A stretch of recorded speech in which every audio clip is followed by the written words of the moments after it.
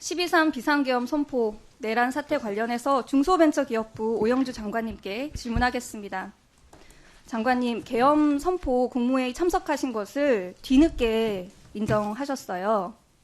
뒤늦게 12월 3일 일정을 보면 네. 1시에 서울에서 업무회의가 있었고 다른 일정은 없으셨는데 10시 20분경에 국무회의를 참석하셨다 이렇게 답변을 했습니다. 언제 누구로부터 어떤 내용의 연락을 받고 참석하셨는지요? 저는 9시 40분경에 대통령실로부터 연락을 받고 국무회의 그 당시는 어떤 국무회의, 내용의 연락을 받으셨어요? 대통령께서 찾으신다는 연락이었습니다. 네. 국무회의라는 말씀은 없으셨고요. 없었습니다. 네. 안건에 대해서도 그러면 뭐 모르는 상황이셨겠네요. 네, 그렇습니다. 네. 근데 심야에 이렇게 대통령님이 찾으시는 경우가 없었을 것 같은데요. 네. 가시면서 왜 찾으시는지 내용을 파악하려고 하시거나 그런 시도는 안 해보셨나요? 근데 네, 이미 그 장소에 계시는 다른 국무위원들도 계셨을 것 같은데. 그때 너무 늦은 시간이었기 때문에 일단 제가 뭐 다른 분들한테 연락을 드리기는 건 좀 어려웠고요. 저희 비서실하고만 이야기를 하고 뭐 저는 그때 개인적으로 저희가 민생 대책과 관련해서 12월 그 전날 네. 저희가 뭐 그럼 민주도 전혀 있고 생각하지 해서 못하고 네, 그런 가셨네요. 네, 그런 여러 가지 민생 대책과 관련된 사안인가 이렇게 생각했습니다. 그럼 12월 3일 이전에 계엄 선포의 가능성에 대해서 들어보실 기회는 없었나요? 저는 전혀 없었습니다. 네. 그럼 계엄 선포 예정이다 이런 말을 들었을 때, 그러니까 장소에 도착하셨을 때 계엄 선포 예정이라는 건 어떻게 알게 되셨나요? 저는 말씀드린 대로 가장 그 마지막에 도착을 했고 가장 마지막에 제가 도착하셨고 그렇게 알고 있습니다. 도착을 했을 때 이미 대통령께서 즉시 이석을 하셔서 이후에 그럼 바로 대통령의 말씀을 전혀 못 들으셨네요. 대통령 거의 제 기억에 거의 뭐 가장 짧은 시간에 이석을 하시고 이후 선포를 하러 내려가신 걸로 나중에 알게 되었기 때문에 제가 그 상황을 사실 인지하는 데는 현장에서 이후 인지가 되었다 이렇게 말씀을 드리겠습니다. 네.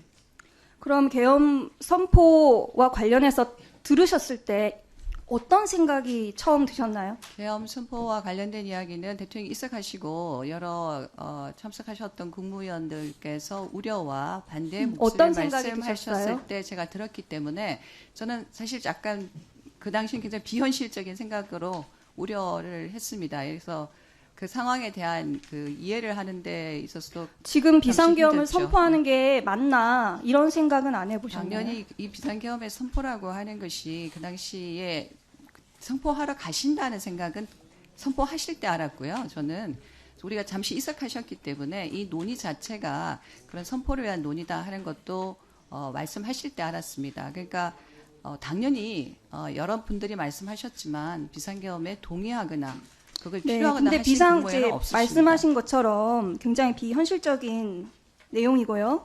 계엄법을 보게 되면은 이제 비상계엄이라는 거는 전시사변 이에 준하는 국가 비상 사태에서나 하는 거잖아요. 그러니까 당연히 그런 생각을 하셨을 것 같은데, 그래서 비상계엄의 요건, 실체적인 요건도 갖추지 못했고, 지금 보니까 절차적으로 국무회의의 심의를 거쳐야 되는데 국무회의라고 통지를 받고 가신 것도 아니고 하기 때문에 절차적으로도 국무회의 요건을 갖추지 않은 것으로 생각이 되는데요.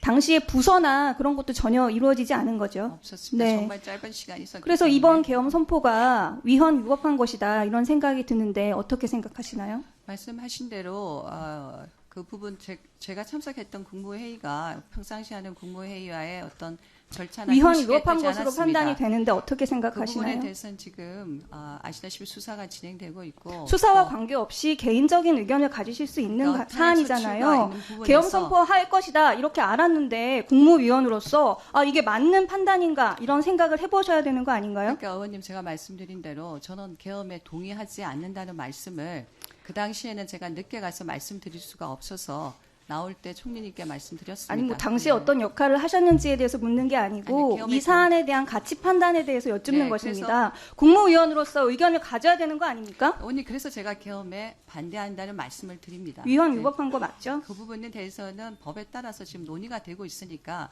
개인적인 비상계엄 의견을 선포할 당시에 그러면 대통령으로부터 외교부 장관님이나 뭐 기재부 장관님 쪽지를 받았다 이렇게 말씀하시는데 장관님은 전혀 전달받으신 건 없는 저는 건가요? 정말 한 수분 동안 있었기 때문에 그런 일은 없었습니다. 네. 비상계엄 선포 이후에 1시경에 비상간부회의를 개최했다 이렇게 말씀하셨는데요. 거기선 어떤 논의를 하셨나요?